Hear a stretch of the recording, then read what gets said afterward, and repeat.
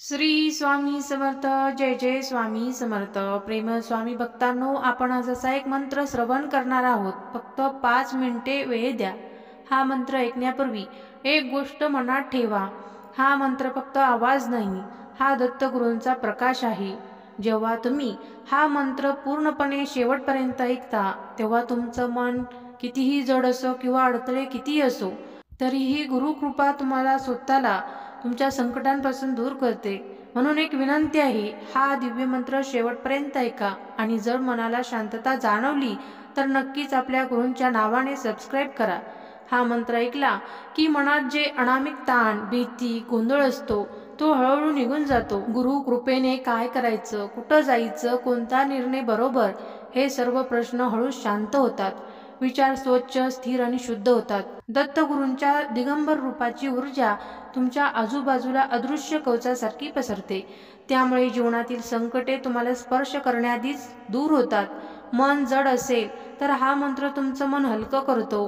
भीती असेल तर धैर्य देतो आणि गोंधळ असेल तर मार्ग दाखवतो आणि वेदना असेल तर त्यावर हात ठेवून तो शांत करतो. आपण काहीच करायचं नाही, फक्त काही क्षण शांत बसून हा मंत्र हृदयापर्यंत उतरू द्या. गुरुकृपेचा प्रकाश हळूहळू तुमच्या जीवनात फैलवताना तुम्हाला स्वतः जाणवेल, हो, माझ्यासोबत कोणीतरी उभा आहे.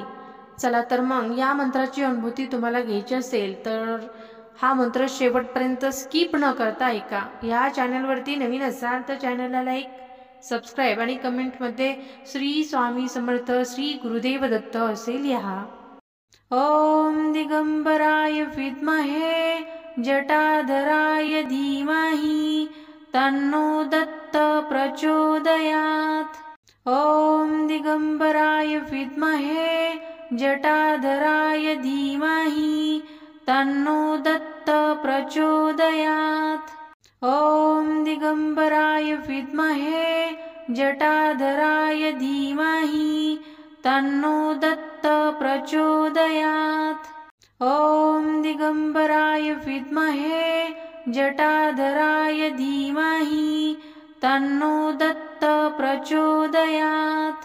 ओम दिगंबराय विद्महे जटाधराय धीमहि तन्नो दत्त प्रचोदयात्. ओम दिगंबराय विद्महे जटाधराय धीमहि तन्नो दत्त प्रचोदयात्. ओम दिगंबराय विद्महे जटाधराय धीमहि तन्नो दत्त प्रचोदयात्. ओम दिगंबराय विद्महे जटाधराय धीमहि तन्नो दत्त प्रचोदयात्. ओम दिगंबराय विद्महे जटाधराय धीमहि तन्नो दत्त प्रचोदयात्. ओम दिगंबराय विद्महे जटाधराय धीमहि तन्नो दत्त प्रचोदयात्. ओम दिगंबराय विद्महे जटाधराय धीमहि तन्नो दत्त प्रचोदयात्. ओम दिगंबराय विद्महे जटाधराय धीमहि तन्नो दत्त प्रचोदयात्.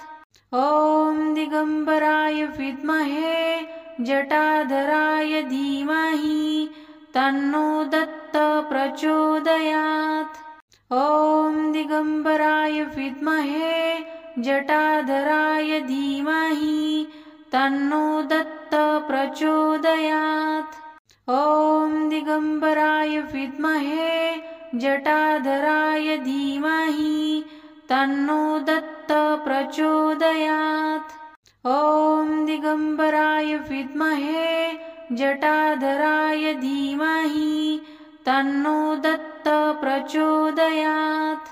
ओम दिगंबराय विद्महे जटाधराय धीमहि तन्नो दत्त प्रचोदयात्.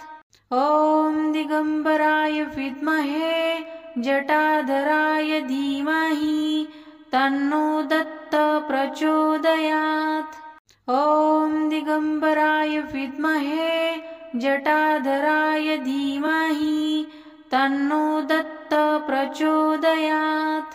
ॐ दिगम्बराय विद्महे जटाधराय धीमहि तन्नो दत्त प्रचोदयात्।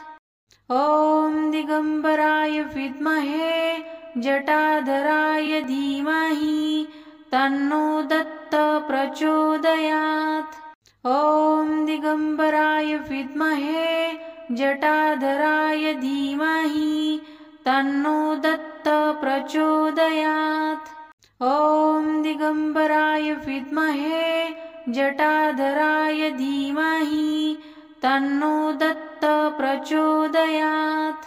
ॐ दिगम्बराय विद्महे जटाधराय धीमहि तन्नो दत्त प्रचोदयात्। ॐ दिगम्बराय विद्महे जटाधराय धीमहि तन्नो दत्त प्रचोदयात्। ॐ दिगम्बराय विद्महे जटाधराय धीमहि तन्नो दत्त प्रचोदयात्। ॐ दिगम्बराय विद्महे जटाधराय धीमहि तन्नो दत्त प्रचोदयात्। ॐ दिगम्बराय विद्महे जटाधराय धीमहि तन्नो दत्त प्रचोदयात्। ॐ दिगम्बराय विद्महे जटाधराय धीमहि तन्नो दत्त प्रचोदयात्।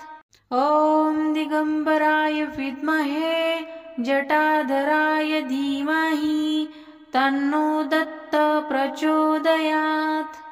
ॐ दिगम्बराय विद्महे जटाधराय धीमहि तन्नो दत्त प्रचोदयात्। ॐ दिगम्बराय विद्महे जटाधराय धीमहि तन्नो दत्त प्रचोदयात्।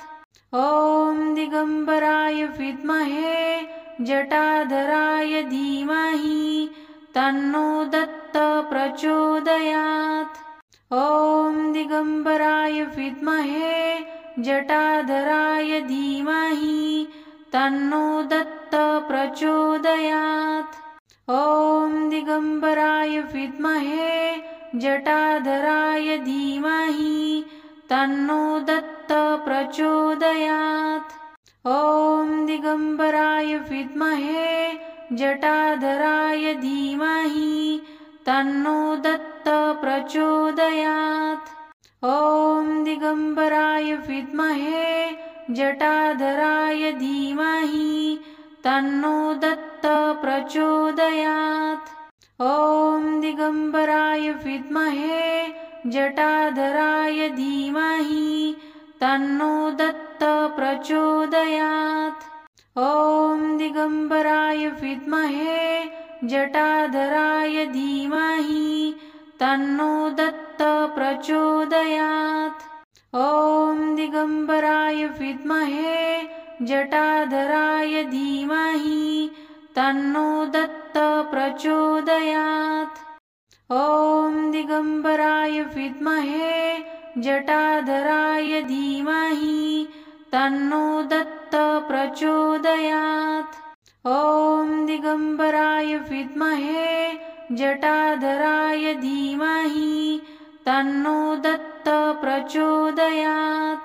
ॐ दिगम्बराय विद्महे जटाधराय धीमहि तन्नो दत्त प्रचोदयात्। ॐ दिगम्बराय विद्महे जटाधराय धीमहि तन्नो दत्त प्रचोदयात्। ॐ दिगम्बराय विद्महे जटाधराय धीमहि तन्नो दत्त प्रचोदयात्। ॐ दिगम्बराय विद्महे जटाधराय धीमहि तन्नो दत्त प्रचोदयात्। ॐ दिगम्बराय विद्महे जटाधराय धीमहि तन्नो दत्त प्रचोदयात्। ॐ दिगम्बराय विद्महे जटाधराय धीमहि तन्नो दत्त प्रचोदयात्।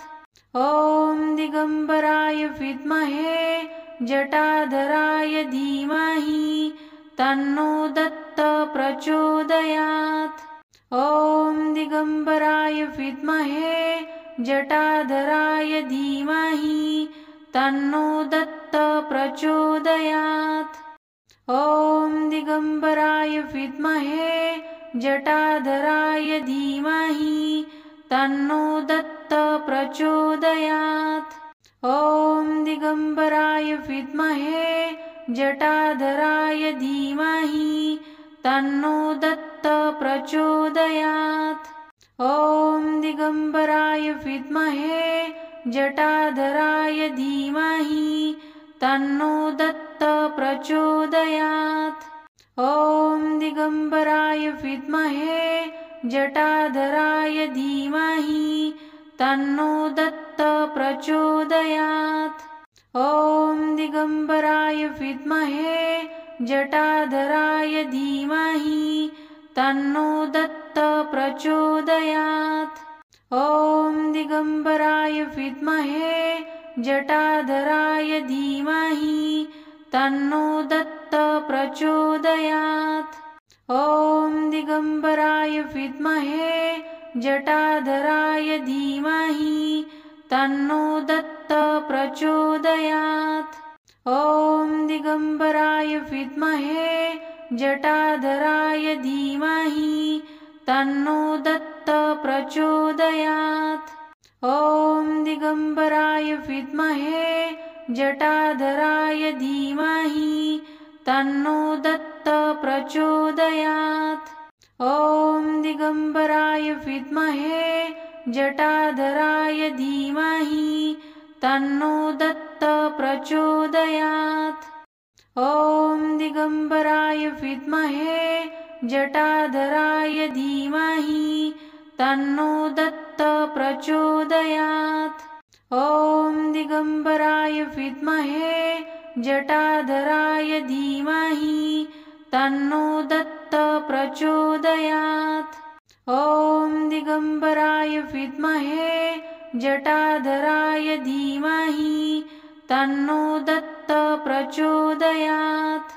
ॐ दिगम्बराय विद्महे जटाधराय धीमहि तन्नो दत्त प्रचोदयात्। ॐ दिगम्बराय विद्महे जटाधराय धीमहि तन्नो दत्त प्रचोदयात्। ॐ दिगम्बराय विद्महे जटाधराय धीमहि तन्नो दत्त प्रचोदयात्। ॐ दिगम्बराय विद्महे जटाधराय धीमहि तन्नो दत्त प्रचोदयात्। ॐ दिगम्बराय विद्महे जटाधराय धीमहि तन्नो दत्त प्रचोदयात्। ॐ दिगम्बराय विद्महे जटाधराय धीमहि तन्नो दत्त प्रचोदयात्। ॐ दिगम्बराय विद्महे जटाधराय धीमहि तन्नो दत्त प्रचोदयात्। ॐ दिगम्बराय विद्महे जटाधराय धीमहि तन्नो दत्त प्रचोदयात्। ॐ दिगम्बराय विद्महे जटाधराय धीमहि तन्नो दत्त प्रचोदयात्। ॐ दिगम्बराय विद्महे जटाधराय धीमहि तन्नो दत्त प्रचोदयात्। ॐ दिगम्बराय विद्महे जटाधराय धीमहि तन्नो दत्त प्रचोदयात्। ॐ दिगम्बराय विद्महे जटाधराय धीमहि तन्नो दत्त प्रचोदयात्। ॐ दिगम्बराय विद्महे जटाधराय धीमहि तन्नो दत्त दत्त प्रचोदयात्। ॐ दिगम्बराय विद्महे जटाधराय धीमहि तन्नो दत्त प्रचोदयात्। ॐ दिगम्बराय विद्महे जटाधराय धीमहि तन्नो दत्त प्रचोदयात्। ॐ दिगम्बराय विद्महे जटाधराय धीमहि तन्नो दत्त प्रचोदयात्। ॐ दिगम्बराय विद्महे जटाधराय धीमहि तन्नो दत्त प्रचोदयात्। ॐ दिगम्बराय विद्महे जटाधराय धीमहि तन्नो दत्त प्रचोदयात्। ॐ दिगम्बराय विद्महे जटाधराय धीमहि तन्नो दत्त प्रचोदयात्। ॐ दिगम्बराय विद्महे जटाधराय धीमहि तन्नो दत्त प्रचोदयात्। ॐ दिगम्बराय विद्महे जटाधराय धीमहि तन्नो दत्त प्रचोदयात्। ॐ दिगम्बराय विद्महे जटाधराय धीमहि तन्नो दत्त प्रचोदयात्। ॐ दिगम्बराय विद्महे जटाधराय धीमहि तन्नो दत्त प्रचोदयात्। ॐ दिगम्बराय विद्महे जटाधराय धीमहि तन्नो दत्त प्रचोदयात्। ॐ दिगम्बराय विद्महे जटाधराय धीमहि तन्नो दत्त प्रचोदयात्। ॐ दिगम्बराय विद्महे जटाधराय धीमहि तन्नो दत्त प्रचोदयात्। ॐ दिगम्बराय विद्महे जटाधराय धीमहि तन्नो दत्त प्रचोदयात्। ॐ दिगम्बराय विद्महे जटाधराय धीमहि तन्नो दत्त प्रचोदयात्। ॐ दिगम्बराय विद्महे जटाधराय धीमहि तन्नो दत्त प्रचोदयात्। ॐ दिगम्बराय विद्महे जटाधराय धीमहि तन्नो दत्त प्रचोदयात्। ॐ दिगम्बराय विद्महे जटाधराय धीमहि तन्नो दत्त प्रचोदयात्। ॐ दिगम्बराय विद्महे जटाधराय धीमहि तन्नो दत्त प्रचोदयात्। ॐ दिगम्बराय विद्महे जटाधराय धीमहि तन्नो दत्त प्रचोदयात्। ॐ दिगम्बराय विद्महे जटाधराय धीमहि तन्नो दत्त प्रचोदयात्। ॐ दिगम्बराय विद्महे जटाधराय धीमहि तन्नो दत्त प्रचोदयात्। ॐ दिगम्बराय विद्महे जटाधराय धीमहि तन्नो दत्त प्रचोदयात्। ॐ दिगम्बराय विद्महे जटाधराय धीमहि तन्नो दत्त प्रचोदयात्। ॐ दिगम्बराय विद्महे जटाधराय धीमहि तन्नो दत्त प्रचोदयात्। ॐ दिगम्बराय विद्महे जटाधराय धीमहि तन्नो दत्त प्रचोदयात्। ॐ दिगम्बराय विद्महे जटाधराय धीमहि तन्नो दत्त प्रचोदयात्। ॐ दिगम्बराय विद्महे जटाधराय धीमहि तन्नो दत्त प्रचोदयात्। ॐ दिगम्बराय विद्महे जटाधराय धीमहि तन्नो दत्त प्रचोदयात्। ॐ दिगम्बराय विद्महे जटाधराय धीमहि तन्नो दत्त प्रचोदयात्। ॐ दिगम्बराय विद्महे जटाधराय धीमहि तन्नो दत्त प्रचोदयात्। ॐ दिगम्बराय विद्महे जटाधराय धीमहि तन्नो दत्त प्रचोदयात्।